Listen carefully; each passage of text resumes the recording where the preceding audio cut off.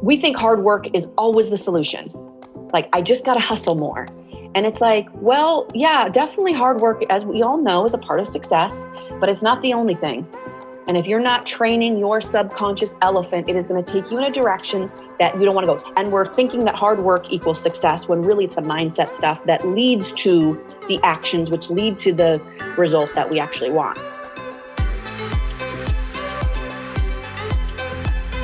Hey friends, welcome back to the Future of Fitness podcast and interview series. This is your host, Eric Malzone, and this is episode number 157. I talked to Lindsey Wilson of positiveperformancetraining.com. So Lindsey is a very high-level athlete, or she has been through her athletic career.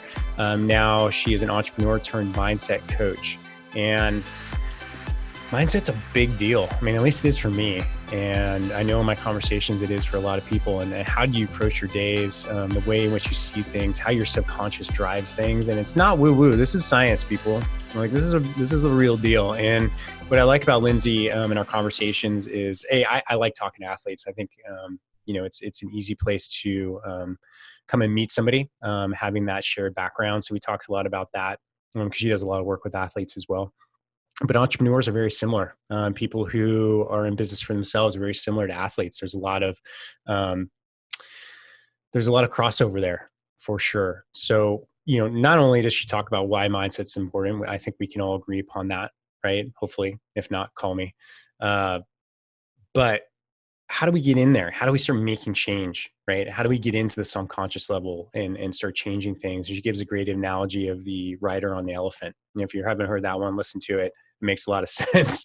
I can only speak from one man's perspective because I've only been in my head, but I could tell you it makes a lot of sense. And the work that I do every day on myself and my subconscious is greatly beneficial. And so it's awesome. Lindsey's great. And I'm really excited she came on the show and dropped all this knowledge on us. So before we get into it, this episode is brought to you by certifiedcoursecreation.com. Kate and I have been doing this, officially for a year now. We've launched some great certifications with a lot of success. And we just believe it's such a huge area for growth that we're investing a lot of our time and energy into our clients to get these things out. So if you are someone who sees the opportunity in the online education space for what it is, which is a tremendous blue ocean of opportunity, you have a specific knowledge set that you have been working on for a long time, and you think it's time to get it out in the world, and B, you're ready to create something that doesn't trade your time for money, that is quote unquote passive income that can scale drastically, then let us know. Go to certifiedcoursecreation.com. You can read a little bit about us and what we do, and then you can schedule a call. And the call is really important because we're looking for partners, right? We're looking for people who want to partner with us, and we can help them take it all the way. And we want to make sure that in a phone call, we can help you see where the opportunity is and how big it is. And then we can make a decision on if it's something that we want to work on with you. So go to the website, schedule a call if this sounds like something that works for you, and we'll have a great conversation. So without further ado, let's get on to it. Episode number 157 with Lindsey Wilson. Enjoy the show.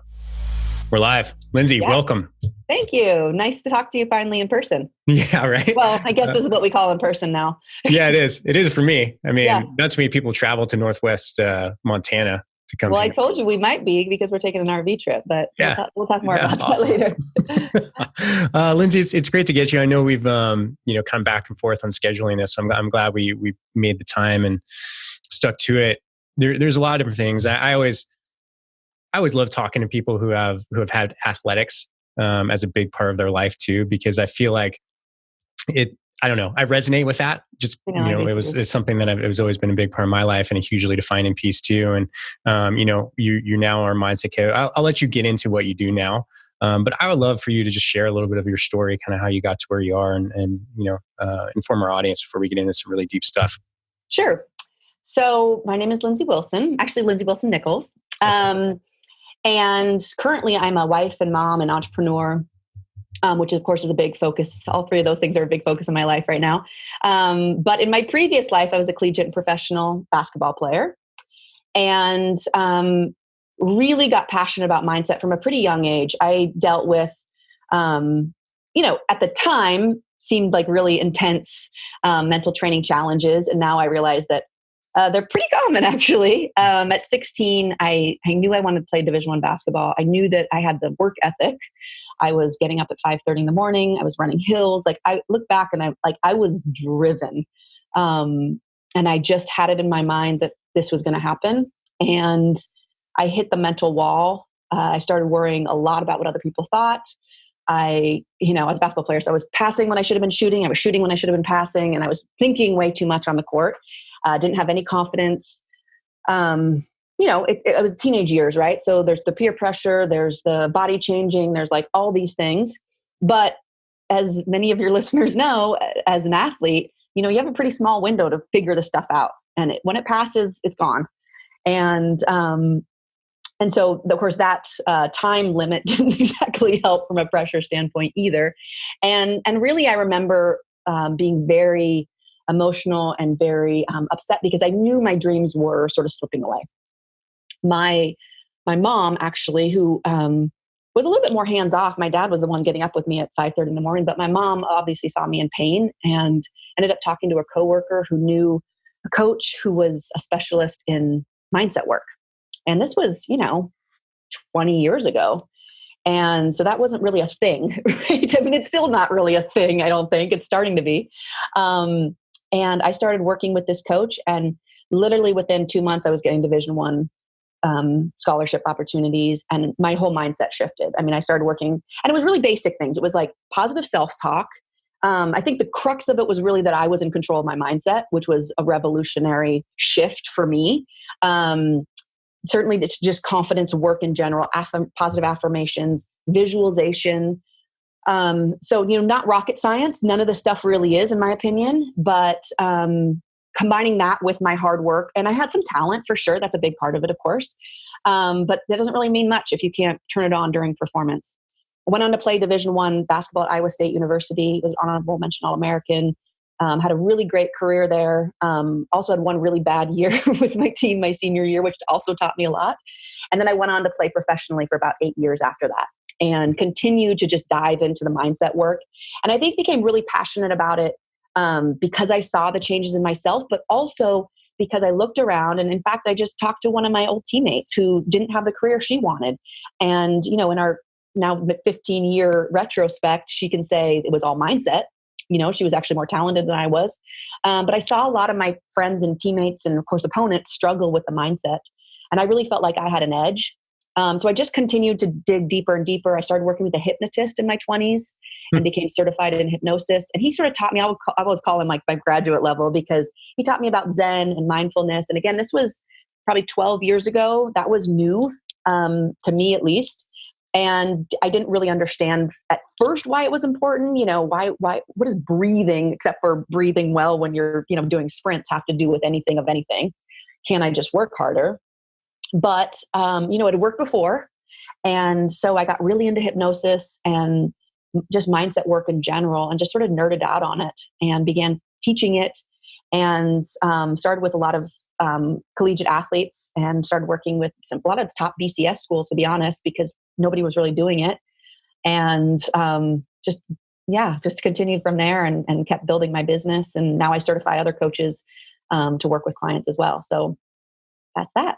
Yeah. Awesome. It's curious, hearing you tell your story. I mean, obviously makes me reflect back on a lot of things in my sports career and watching my brother. But one of the things you said is you knew, and I don't think I was aware of this back in my athletic days, is like, I wasn't aware that I had a small window of time. Yeah. I essentially had, my high school career and my college career, and in water polo is the sport I played. Like, there was club opportunities, and I competed for a very long time at club level, but I didn't really think the whole time like, oh, my window is shrinking. And I wonder how I would have done, what I would have won differently if I had done that. Like how I would have chosen the school I went to, Yeah. It's an interesting thing. How aware were you of that when you were young? Yeah, I remember being very aware of it. And I don't know that I guess it helped me in the sense of like, I got to figure this out. Yeah. But it also was like, excuse my language, oh shit, like I got to figure this out. Yeah, that's what I was thinking. thinking. Can be a bad thing too, because it was like, the more you try, which I couldn't articulate that at the time, but now that I'm a mindset coach and I've lived it and I've seen it, literally the harder you try, the worse it gets. Right. Mm-hmm. And so, that's where like the Zen and the mindfulness stuff helped me so much. It's like this sense of like, and that works sometimes, right? Like I was the kind of athlete that many, I think, successful athletes are, in the sense of like, if something's wrong, I'm fixing it. If the ball needs to go into the basket, it's going to be me. If I need to run through a brick wall, that's going to happen. That mentality is really good until it's not. And I think at a young age, maybe that mentality is really good. That leads to aggression, that leads to a strong work ethic. But trying harder is not always the solution, because you just get kind of hard-headed. And, again, that worked. Sometimes I could take over games, and then other times it was like, it just got me in foul trouble. Right. Yeah. So it's like, that sense of being able to pull back and let go was a very foreign concept to me. I mean, that was like, but on the other hand, I think that's a little bit easier to teach. Not that it's easy. It's not an easy thing to teach than trying to get somebody to ramp up and care. Right.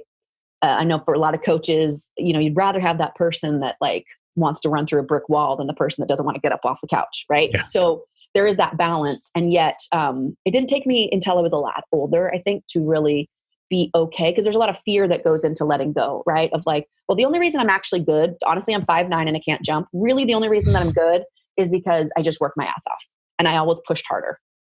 And so the idea of not pushing harder and trusting that that was okay was like a totally other level for me. And it literally wasn't until I was playing professionally in my 20s that I even understood that and was ready to try it, and some of my athletes that are a lot younger are ready for that. It just kind of depends on their experience and their maturity, but I think that's definitely next level for me, at least. And I've learned that in my life and in my business too, right? I mean, this is all applicable to everything's applicable to everything, in my opinion. Yeah. But, yeah. Yeah. I mean, business and sport are so, almost identical in so many ways, right? The different factors of success and how hard you work. And like, I'll find myself doing the same things in business that I did in sport. Yeah. Right. Like I'll wake up, my alarm still goes off at 5:15 every morning. Same it did in high school. Yeah. Right. Like I feel like I have to. If I don't get up then, and then I get guilty. I'm like, I'm not working hard enough. Right. Like my own psychosis. But it's interesting. Like my first, I guess, foray of or awareness of mindset was when my brother was was a stud swimmer, got a All-American full ride to Long Beach State, and great practice swimmer, but sometimes would crumble a competition, right? At a swim meet. And I remember when my parents brought in a sports psychologist and they started doing all those things you're talking about, hypnotism. I was like, I was 7 years younger. I was like, what is going on in my brother's bedroom right now? Who's this? Why is there a voice? And eventually, if he's listening to this, he'll sorry, Chris, but he burned out. He gave the scholarship. He went, San Jose State, did something different after a couple of years in college. And it's hard. I mean, there's a lot of pressure, to be put on kids at a young age, which is okay. I mean, pressure is not bad, right? By itself, it depends on how you use it.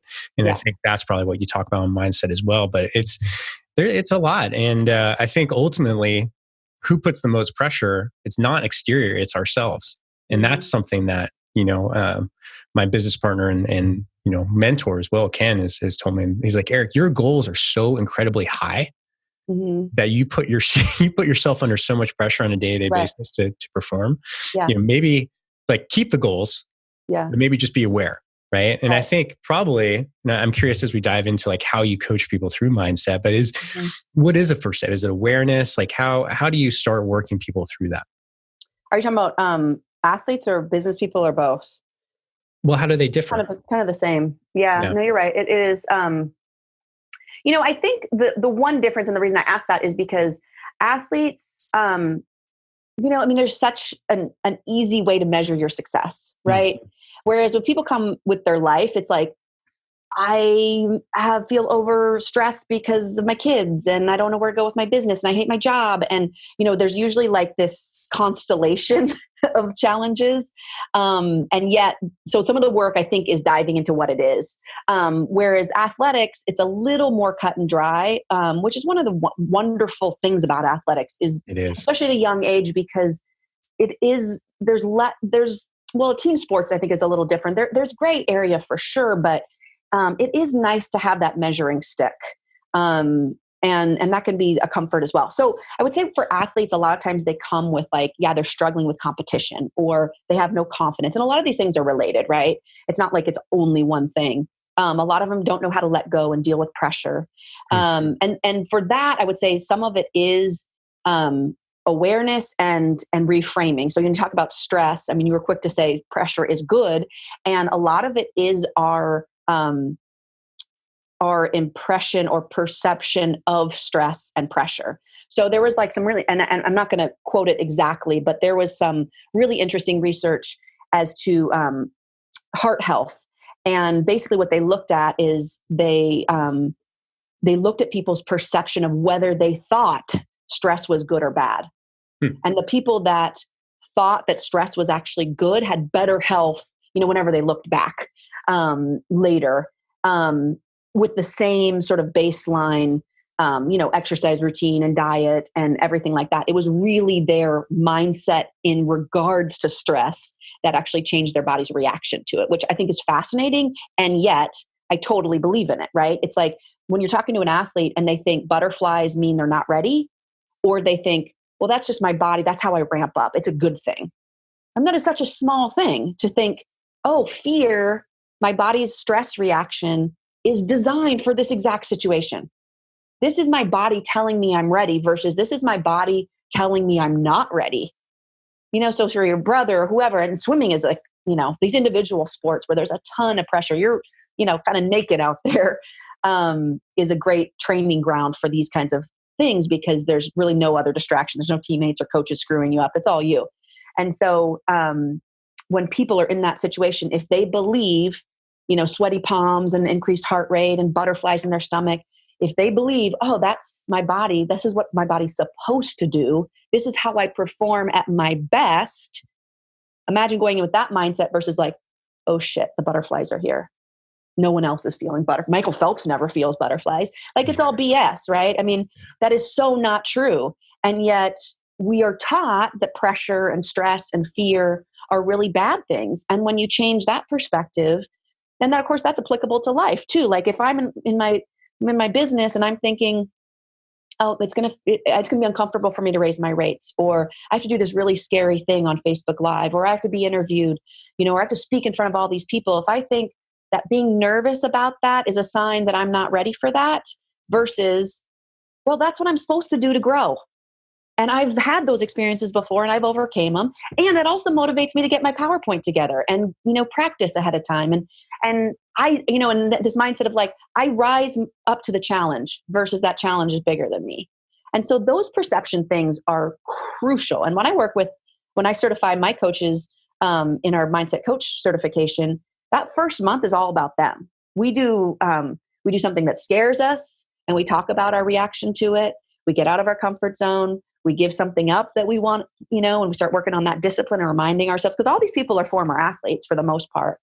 And maybe they've lost themselves along the way, but they remind themselves that they are powerful beyond belief. And when they do that, everything shifts. Change and these things, like I told you earlier, like someone's lost 45 pounds in 3 months during our mindset coach certification. And by the way, we talk 0% about exercise and fitness and diet. They just change their mindset and they decide that they are the kind of person that's bigger than the weight, that's bigger than the challenge of losing weight. And they just do it in a way that is different than anything they've done before. And all that comes down to the subconscious brain, which we can go into as well. But yeah, I can nerd out on this stuff all day. So that was kind of a long answer, but that's where we start. We start with awareness and changing things from a subconscious level. That's basically in a nutshell. Because if you don't do that, change doesn't mean anything. You can keep trying and you'll self-sabotage every second of every day without even knowing it, really. Yeah. Well, that's an interesting topic, right? Self-sabotage, because I think, I've like, what's Gail Hendricks? You read his book? I haven't read it, but I know the name. It'll come to me during this interview, but a lot of that talks about self-sabotage or ceilings that we put on ourselves, right? Mm-hmm. And once I read that book, I'm like, oh my God, Like this defines a lot of things that I do, and then I see in my clients' lives and the people I work with and everything, and it's pretty crazy. Like, I'm trying to think of let's say you're in a relationship, you're in a marriage, right? And things are going so well.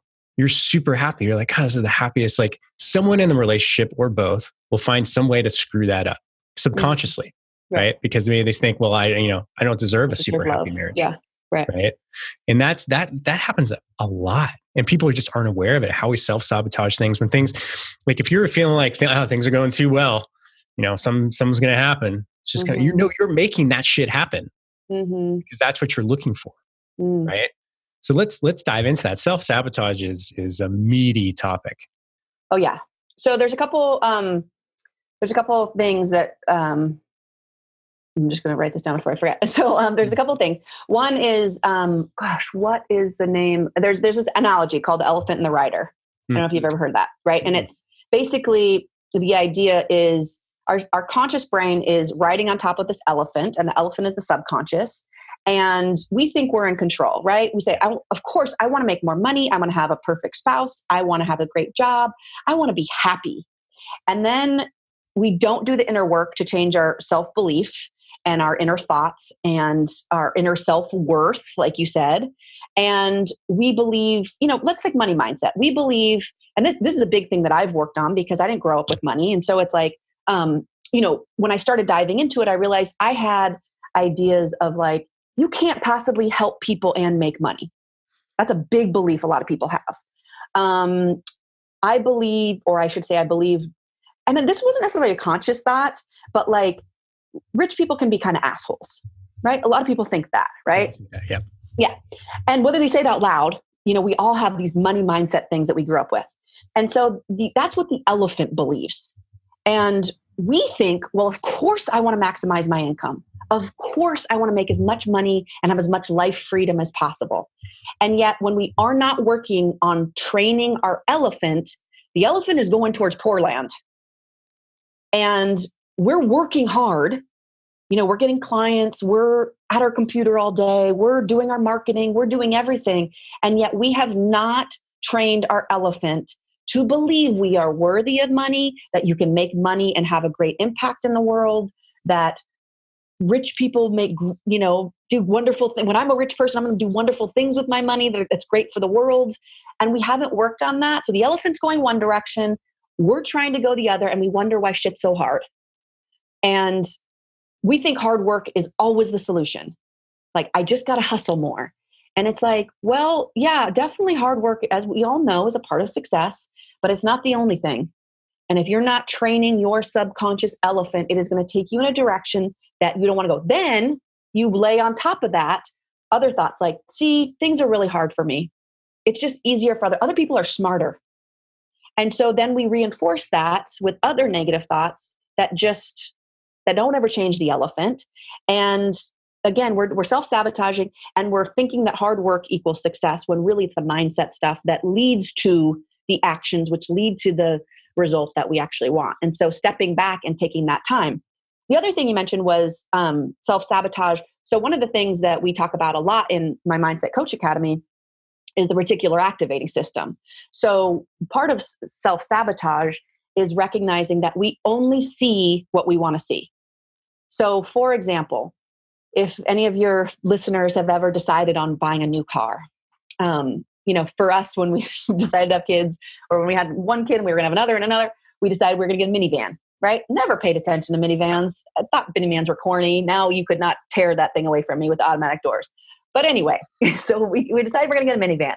All of a sudden, I see minivans everywhere, right? Every single place I go, I am noticing that almost everybody has a minivan. Now, they did not just go out and buy minivans. I wasn't paying attention to it. So when we then tell our brain what to look for, we actually see opportunities that were there the entire time. We just chose not to look for them because we had not told our brain. There's a lot of stuff coming in, right? We can't take in all this information. So when you decide, for example, like, I was just talking to my friend that's a trainer in preparation for this because I just wanted to get in her mindset. When you decide of a certain kind of client is out there for you, you suddenly start seeing those clients everywhere. You sit next to one on a plane, you get a referral from a friend, someone contacts you on Facebook. And it's not that those people weren't there before. It's that you decided they were out in the world, just like I decided the minivans were. And then you actually see that, because you have to tell your brain what to look for. Otherwise, it just starts zoning things out. It can only pay attention to so much. Otherwise, we would go absolutely nuts. And so that's why visualization is so important. That's why being really clear on our goals, the being vague and like, I want to be successful. Like, nobody knows what that means. Your brain certainly doesn't. And so getting really clear about what that is and telling your brain what to look for is really one of the most powerful exercises you can do from a mindset success standpoint. I have little exercises people do, just kind of prove that to themselves. But one, it would be, think of a car that you want and literally see how often you see it in the next couple of days. You will be blown away. Yeah. Well, that exact same thing happened. So I always wanted a Sprinter van conversion. Me too. And so we got one, right? We do, cool. And when I first, I'm like, yeah, they're nowhere, right? Like, I just don't see these things. And then I told my mom, like, we're going to get one. I'm like, making this happen. Yeah. So I started shopping around. All of a sudden, they're freaking everywhere. And she's like, I don't know. They're really popular now. I'm like, no, I don't think they are. I think we just see them everywhere. Like, we were just blind to them before. And the car one is probably one of the best, because it's true. And, I was talking to a client the other day who has a great service. He produces Jay at Prime Fit Content. He produces content for people, for fitness professionals trying to reach people over the age of 50, right? Got it. So he does all the emails, he does the blogs. I'm like, what a great service. And he's like, yeah, but some people, they're not. I'm like, well, you're talking to the wrong people. Like, who are the people that value this? They're people who have already done the email marketing and they hate doing it because they know it's time consuming. They see the value, they built a list. Mm-hmm. Like, just stop talking to everybody else. And that's where we're talking about like business stuff, like that ideal client avatar stuff is like critical. And the riches are in the niches, right? That's what I teach my certification students all the time. And I don't think I did actually, not to go too much into that, but I don't think I did actually a really good job of that in the beginning, because I felt like, just cast your net wide, and in retrospect, maybe that was the best thing, because there wasn't a big market for it when I started, 12, 14 years ago now. But yeah, getting really crystal clear about what you are looking for in the world. And, a great example too, for me, is finding my husband. I sat and bitched and moaned. I was turning 30 and I was like, where is he? Like, I just, from a mindset standpoint, I knew how to apply the stuff to performance and athletics. And frankly, I wasn't ready to apply it to finding a spouse at that point. And then all of a sudden I was like, okay, I'm ready. But I hadn't really done any of the mindset work. And I remember talking to a friend, and this was, 8 years ago or something.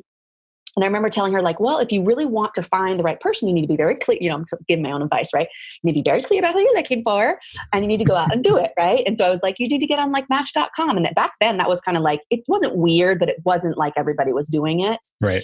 And I could hear myself telling her this, and then I could hear myself bitching about the fact that it wasn't working for me. And as soon as I got clear about who I was looking for, and my friends all joke because my Match.com profile I was kind of like a bitch in a lot of ways. So, excuse my language, just like, this is who I'm looking for. This is who I'm not looking for. So like, this is it, But once I got super clear about it, and of course, then I was taking the action because I started believing that he was out there. I found him, and it was really exactly what I was looking for. And just being really telling your brain that it's possible and that it is out there, and what that out there is, it's been so crucial for me in so many areas of my life.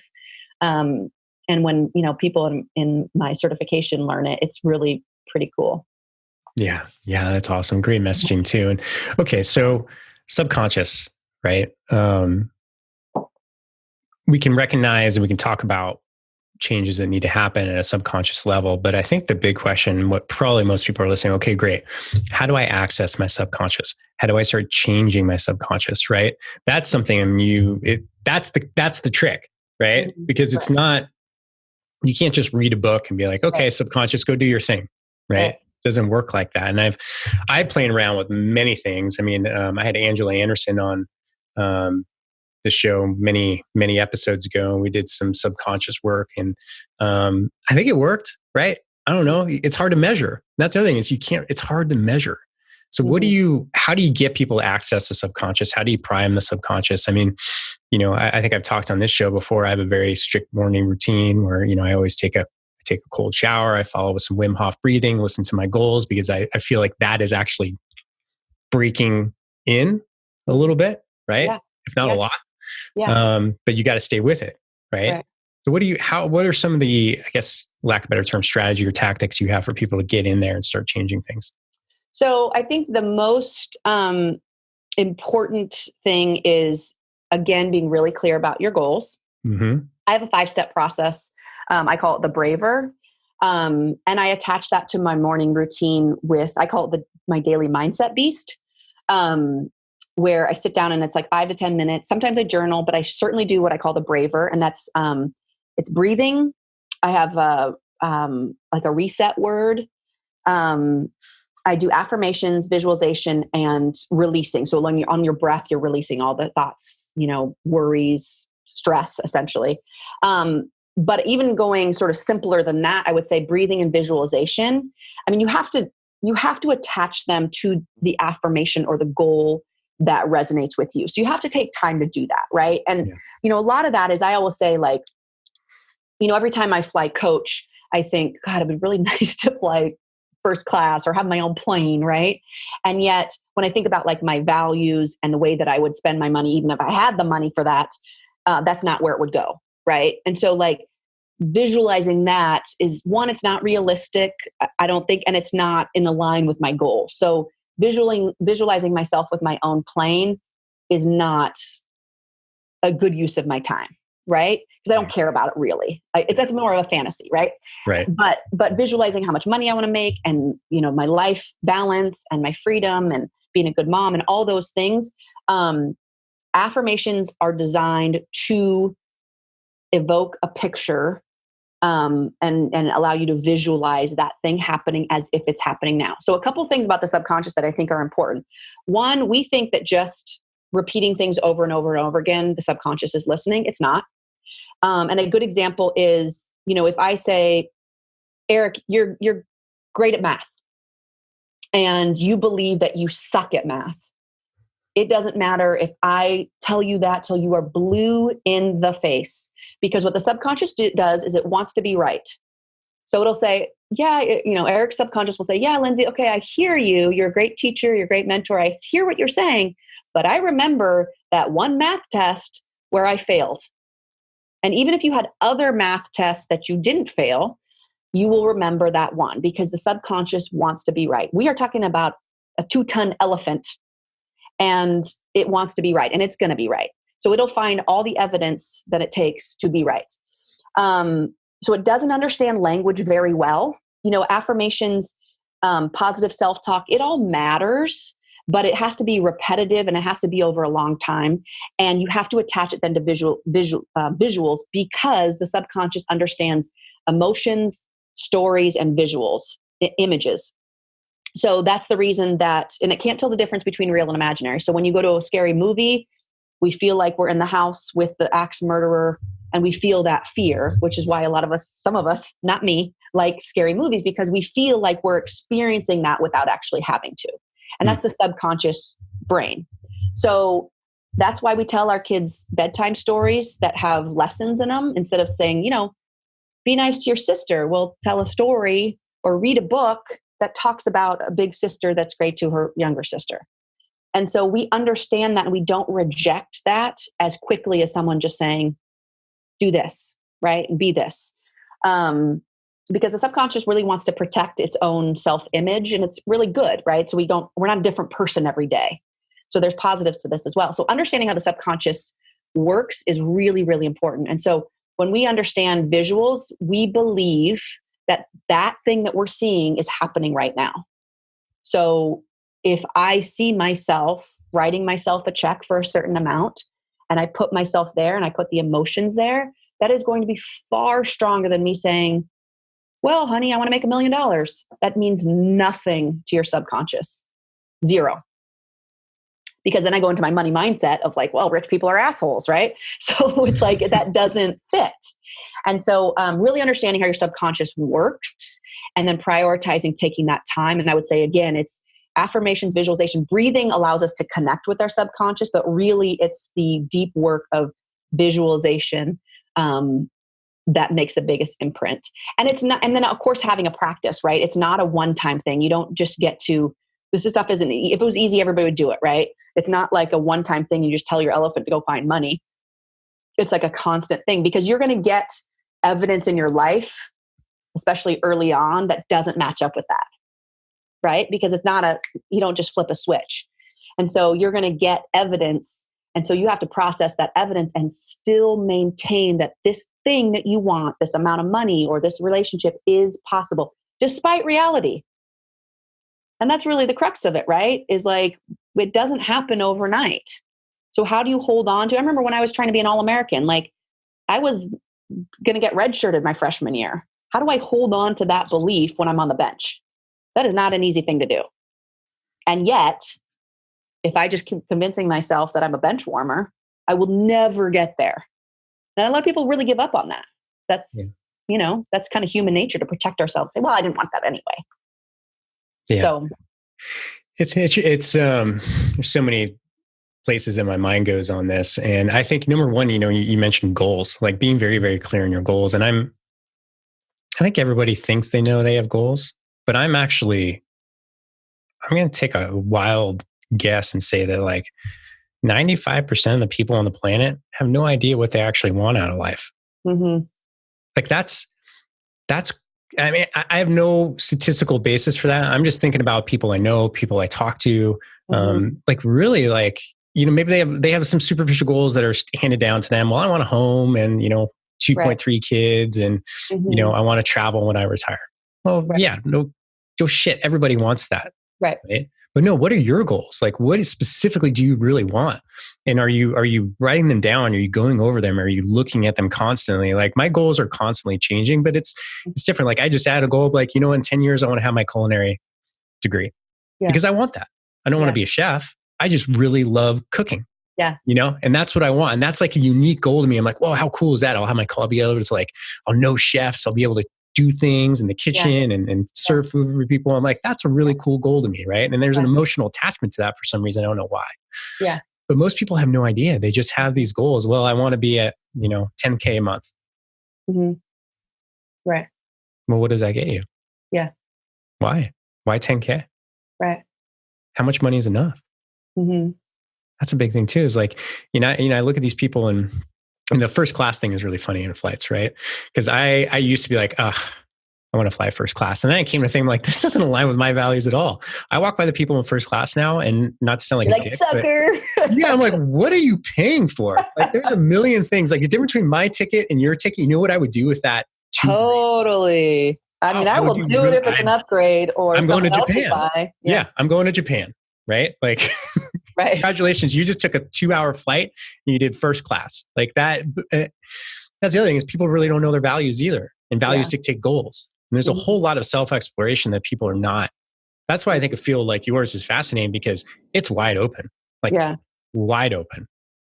Yeah, it's really, like I said, I used to just focus on how this applies to performance in athletics.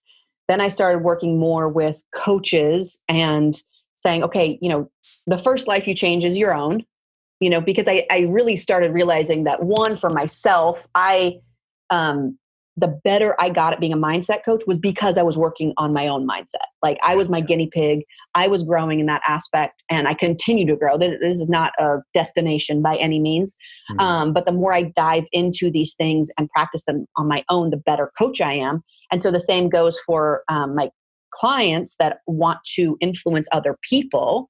The more they dive into it, the better they are. But yeah, I mean, I think when I'm working with a group, certainly adults that are trying to improve their lives, we definitely go into like pillars, like what are the things that like at the end of the day really matter for you, and of course, and I have 4 of them. And when I look at those, it's so much easier to set goals and even tasks.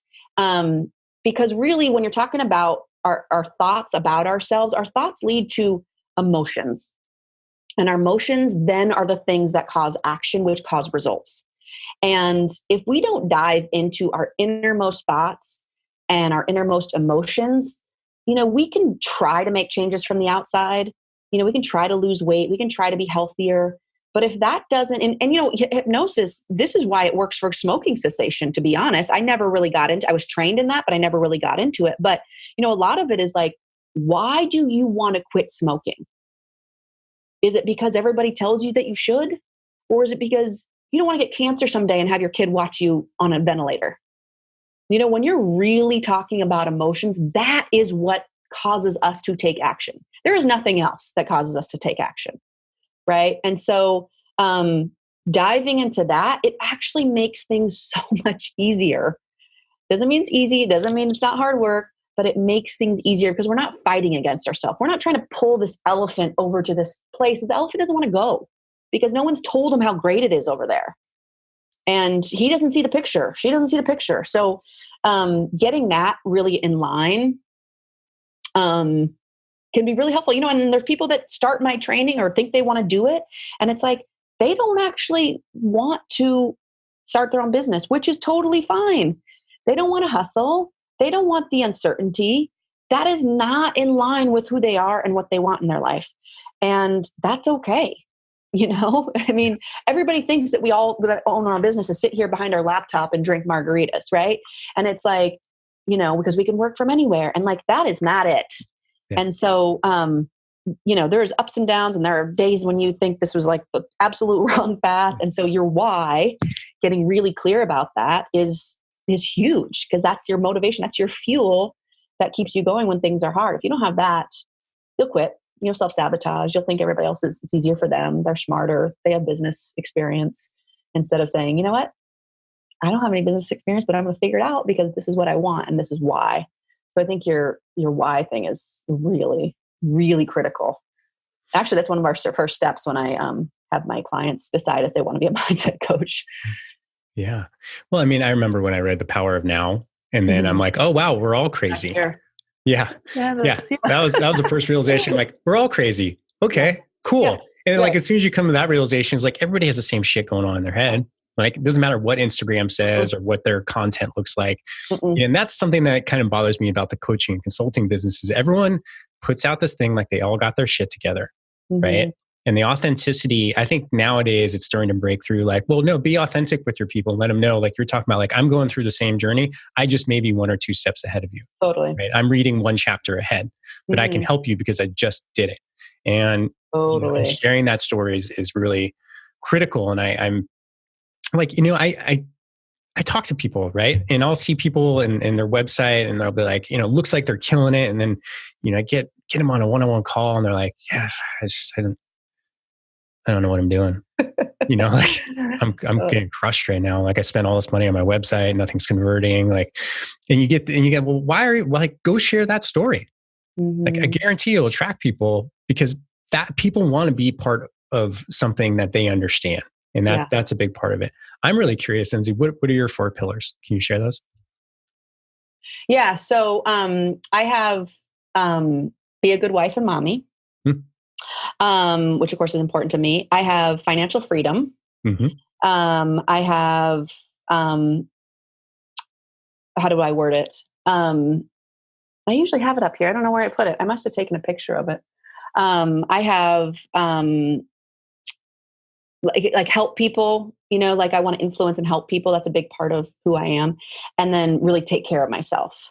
So when I hit those 4, and, like any person, especially I would say working parents, it's like I get this kind of taken care of, and then this all goes to shit, And so it's a constant reminder. But I do have goals with that. And then I have affirmations that really sort of embody all that. So like, what I do is I don't always go over the 4 pillars, but it influenced my affirmation, which includes, and I literally have one that is very, very specific. It has the amount of money I want to make. It has that I'm influencing and helping people, and it has how many hours I work. So I only work about 20 to 25 hours a week.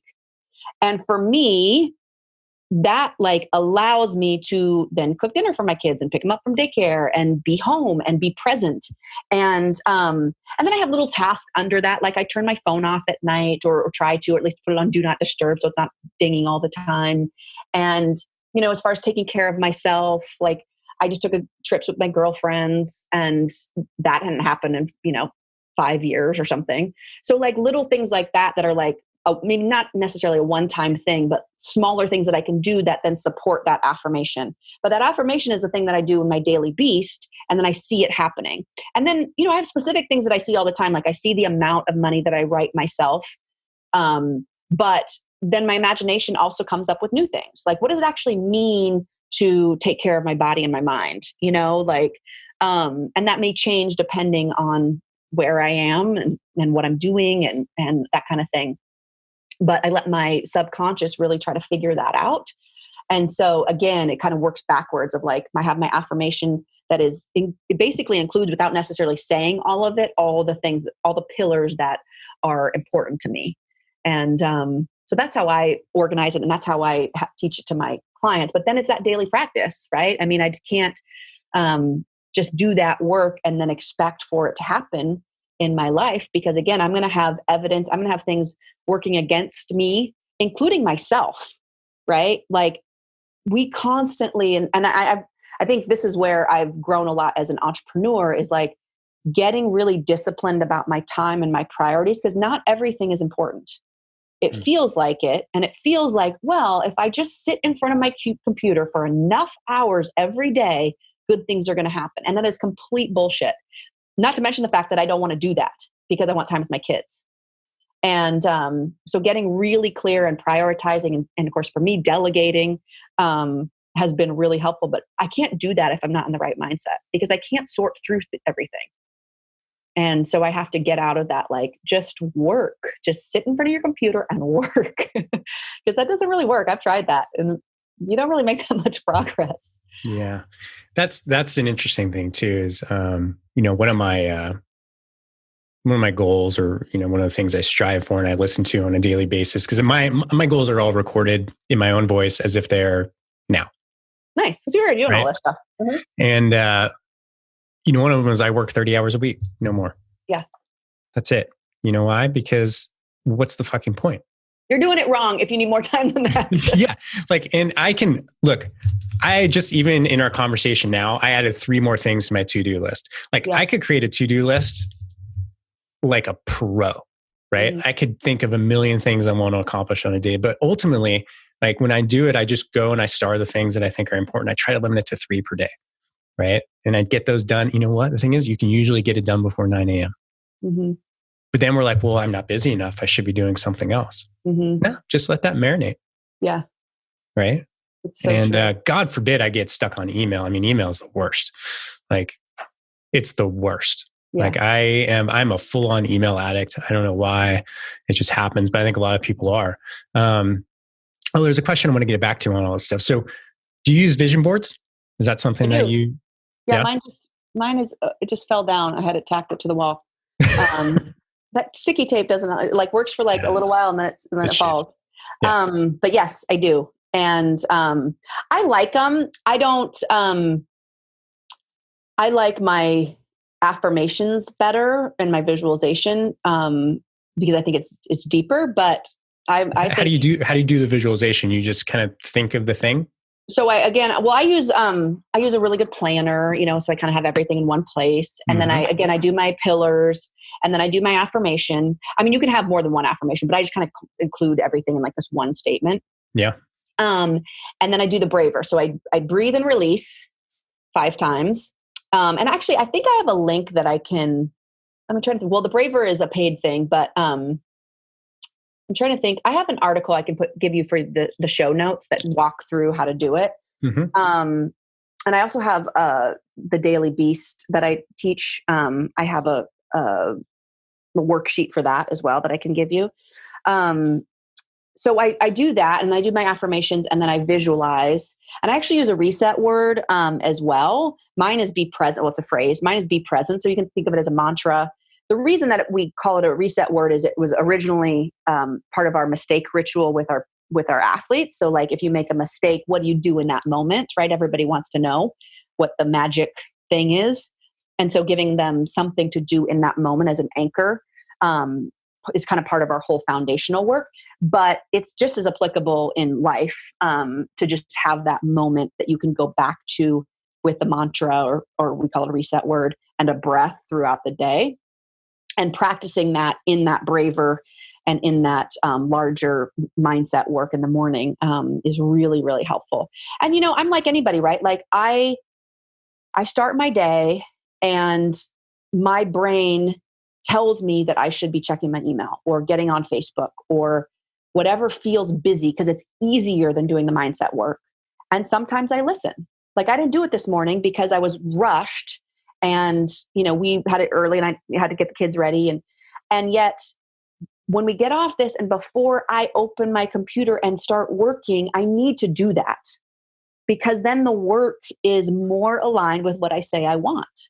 You know, otherwise it just does whatever is really easiest. Even though I think I'm working hard, what feels good in this moment. And that's not always the right thing for your life. You know, it doesn't necessarily align with what you're working towards. And so prioritizing that time is super important for me because you can work, like I said, and you know, you can work. If you're doing the wrong things, like it doesn't matter. It really doesn't. And so I see that a lot with my clients, and I see it with myself, of course. You know, it's just a constant battle of like, okay, let's get the elephant on board before we just knock things out. So that's part of my challenge for sure. Awesome. Lindsey, this has been jam-packed with a lot. I mean, I think this stuff's super valuable. I think everything else is really kind of pointless without having the right mindset. And it's, you know, mindset's a hot topic. It's kind of a buzzword nowadays, but I think it's misunderstood. And, you know, especially if people are, you know, said this hundreds of times within the fitness and health industry, it's so, well, the fitness industry, it's entrepreneurial by nature because like no one's going to grow your fitness. You're not going to walk into a 6-figure fitness career out of college.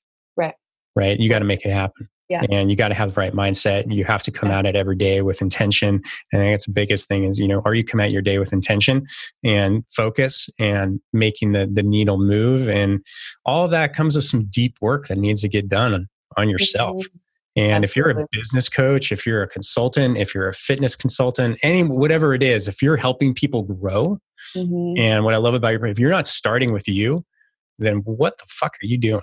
Right? Because you don't really know. And you know it. And if you're listening right now and you're like, yeah, I need to do some work. You're like, yeah, they're right. I really do. I feel like a phony. Right. And your clients know it too. Even if they wouldn't be able to articulate it.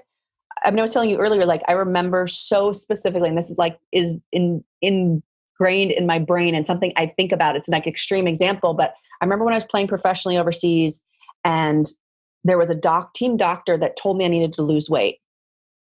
And like, if I did, it was probably like 5 pounds, right? It wasn't like I was running around totally overweight, but he decided I needed to lose weight. So we're having this meeting and he's telling me this. And meanwhile, he's chain smoking, like one cigarette after another. And I'm thinking to myself, like, you're giving me health advice. You are chain smoking 2 packs of cigarettes a day. I'm pretty sure my 5 pounds is not a big deal. And I try to think about that often. Like if you're not, so many of my clients want to learn this stuff to teach it to others because everybody else needs it. And yet if they are not living it, they're not as good at teaching it. And it just doesn't, it just smells of inauthenticity. And then they don't have the confidence because they haven't seen the transformation themselves. So when we're going through the Mindset Coach Academy, we're like, whoa. We're not talking about working on clients until you have embodied this stuff yourself, because it's for their own good too. Like it makes it a lot harder to sell. I mean, you know, the easy thing for fitness professionals is like, you don't want to be the overweight fitness professional and try to get clients, right? Agreed. Yeah. But if you're talking about working on mindset stuff, then it's harder to see, it's harder to notice, but it's equally important, if not more. You know, if you are not living this stuff, you cannot influence people at the level that you want to. It just doesn't happen. And maybe you can get away with it for a while, but like you said, you kind of know deep in your heart, you know, that you're an imposter or whatever, but other people figure it out too. They can feel it. And so I think that's a huge, huge part of this. Can I tell your listeners about the ebook if they're interested in Mindset Coach Academy? Yeah, drop it all on us now. Where do people get a hold of you? So, so positiveperformancetraining.com. Mm-hmm. There's a ton of resources for, a lot of it is geared towards sports coaches, but I'm sure a lot of your listeners are either in that group or could still benefit from it, because there's a lot of performance things. There's a lot of pre-practice things, which a lot of them could probably do before their sessions with their clients. But in particular, I talk about how to start a passion-filled, profitable mental training business. And I have people that go through my certification that are fitness professionals that want to add in another certification and another value-added service to working with their clients. And so in that, we have a free ebook that's the 4 steps. And some of it we talked about, certainly starting with your why. And it's positiveperformancetraining.com/4 steps. And it's a free ebook that talks about how to start your passion-filled, profitable mental training business. Because I know my friends and my clients that are in the fitness professional industry really talk about how it's not about the exercise. It's not about the body. In fact, it's more life coaching. And, I talked about this. Life coaching doesn't resonate with me. Mindset coaching does. I don't know if it's the athlete in me or what, but so a lot of people are actually adding in this certification to their existing credentials that they can then offer, and of course raise their prices as well, but have that impact with their clients, because a lot of them are doing it anyway. They're during stretching or whatever, during their sessions, they end up helping their clients through stress, through performance things, through just life goals and that kind of thing. And the vehicle for them obviously is the body, but it ends up being a lot of this mindset work. And so if your listeners are interested in becoming certified as a mindset coach, or just interested in exploring it, it's positiveperformancetraining.com/4 steps. Awesome. Yeah. And if you are if you're a fitness professional and you're not addressing mindset, or at least attempting to, then you're missing the boat. You're not going to last long. So I was talking to my friend yesterday that's a pretty successful trainer here in Seattle. And she said, the exercise in the body, that's actually the easy part. She's like, it is literally, no, she's like, and she said it in particular, which I think is so resonates with me as working with people in the sports world, is she's like, if you can't get them past the fear, there is no exercise that you can teach them that makes an iota of difference. And so you have to deal with that first. And that, of course, is such a big mindset piece. But your listeners would know better than I am, but I can imagine so many people come in with this oh, I don't know how to do that. And I don't like my body, and, just all of that stuff. And of course, a lot of our coaches are dealing with that with their athletes. So that's a big part of it for sure. So we teach all that, which is really fun. Awesome. Well, Lindsey, thank you. Appreciate the time. Thank you for having me. This was a blast. Yeah, it really was. Ladies and gentlemen, Lindsey Wilson.